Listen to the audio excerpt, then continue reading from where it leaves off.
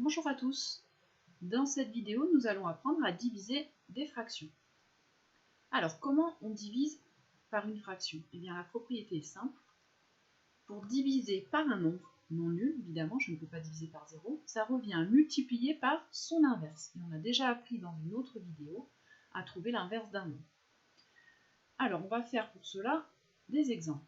J'en propose 3 ici. Premier exemple, le calcul A, 5 demi divisé par 3 demi. Alors, si je reprends la propriété qui est ici, je veux diviser par 3 demi, alors que diviser par un nombre, on sait que c'est multiplier par son inverse. Donc en fait, la division qui est là, je vais la transformer en multiplication, et le nombre 3 demi, il va falloir que je prenne son inverse. Et l'inverse de 3 demi, vous savez que c'est 2 tiers. Vous vous rappelez, on inverse le numérateur et le dénominateur. Autrement dit, le calcul A, ça revient à faire la multiplication suivante. 5 demi, donc je n'ai pas touché la première fraction. La division, je la transforme en multiplication. Et la deuxième fraction, je prends son inverse. Donc 5 demi divisé par 3 demi, c'est pareil que 5 demi fois 2 tiers. Et maintenant, je sais multiplier des fractions. Pour multiplier des fractions, vous vous rappelez, on multiplie les numérateurs entre eux, les dénominateurs entre eux. Autrement dit, ici, je fais 5 fois 2 et 2 fois 3. Alors avant d'effectuer le calcul, vous remarquez, on peut simplifier par 2. Donc là, je vais simplifier les deux et il ne me reste plus que 5 tiers. Et voilà, on a terminé le calcul. Je mets en valeur le résultat.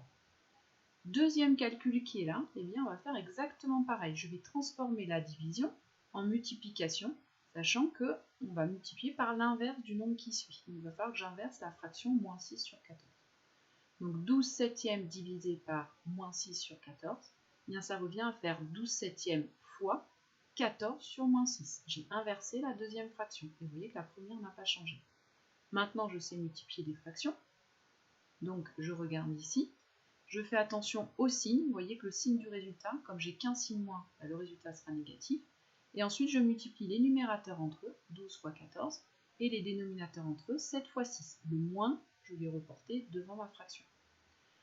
Et maintenant, je vais regarder, avant d'effectuer le calcul, si je peux simplifier. Donc en fait, on va décomposer là le 12, j'écris que c'est 2 fois 6. Le 14, j'écris que c'est 7 fois 2. Pourquoi je fais ça? Tout simplement parce que là, on voit que je vais pouvoir simplifier. Je peux simplifier par 6, mais je peux simplifier aussi par 7. Et finalement, qu'est-ce qui reste? 2 fois 2 au numérateur, ça fait 4.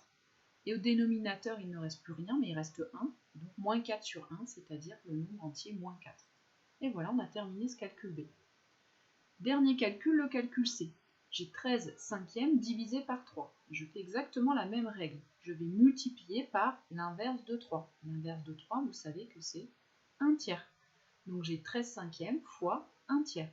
Maintenant, on n'a plus qu'à appliquer la règle de la multiplication. Je fais donc 13 fois 1 au numérateur, 5 fois 3 au dénominateur. Là, je ne peux pas décomposer le 13, parce que le 13, il est dans la table, à part de 13, on peut faire qu'une fois 13. Et puis, je ne peux pas décomposer non plus 5 et 3, donc on voit que je ne peux pas simplifier en fait ici la fraction. Donc j'ai plus qu'à effectuer les calculs, 13 fois 1, 5 fois 3, ce qui me donne 13 quinzièmes.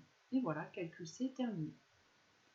On va faire d'autres exemples, mais avec une écriture un petit peu différente, un petit peu plus compliquée, mais vous allez voir qu'on va revenir à une écriture avec le symbole divisé qu'on a vu. Alors, la propriété est toujours la même, divisé par un nombre revient à multiplier par son inverse, ça c'est vraiment important de le retenir par cœur. Et on va faire des exemples avec une autre écriture, l'écriture est la suivante. Alors l'écriture au premier abord elle vous paraît compliquée parce qu'en fait on a une superposition de traits de fraction. Et je vous rappelle qu'un trait de fraction ce n'est rien d'autre qu'une division finalement, donc on l'a écrit un petit peu différemment.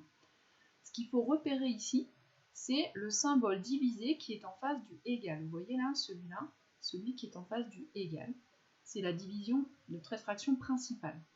Ça veut dire quoi? Ça veut dire que ce qu'il y a au numérateur ici, le 15 16e, est divisé par 5.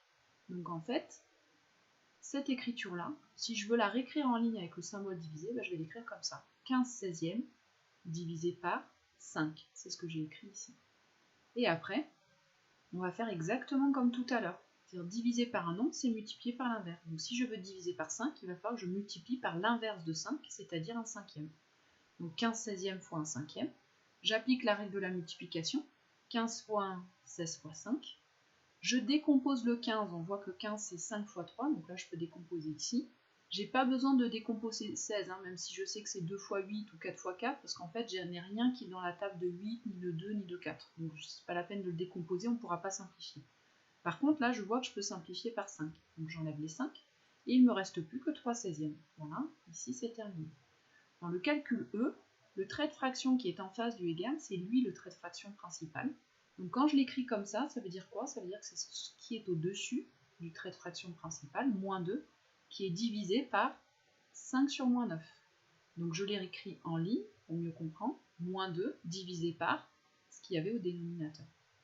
Et maintenant, je fais comme dans l'exemple précédent, moins 2 divisé par 5 sur moins 9, je transforme en multiplication, j'inverse 5 sur moins 9, ça fait moins 9 sur 5. Je fais attention au signe, moins fois moins, ça va faire plus, et donc j'obtiens plus 2 fois 9 et 1 fois 5. Je ne peux rien simplifier ici, puisque au numérateur, je n'ai rien qui est dans la table de 5.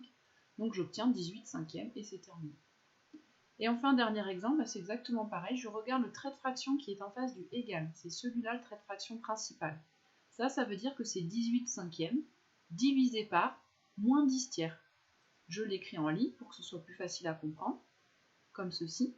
Et donc, divisé par moins 10 tiers, ça revient à multiplier par l'inverse, c'est-à-dire 3 sur moins 10. Je multiplie par l'inverse.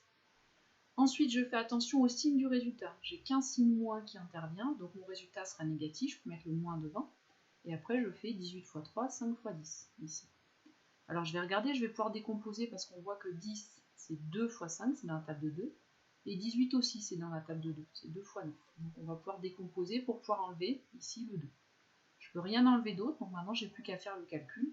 J'obtiens ici 9 fois 3, 27, et 5 fois 5, 25, donc moins 27 sur 25. Et voilà, vous venez de faire des divisions de fractions, donc diviser par un nombre, ça revient à multiplier par son inverse. Vous savez déjà multiplier des fractions, vous savez trouver l'inverse d'un nombre, donc finalement vous savez diviser par un nombre. Cette vidéo est terminée, tu n'as plus qu'à t'entraîner.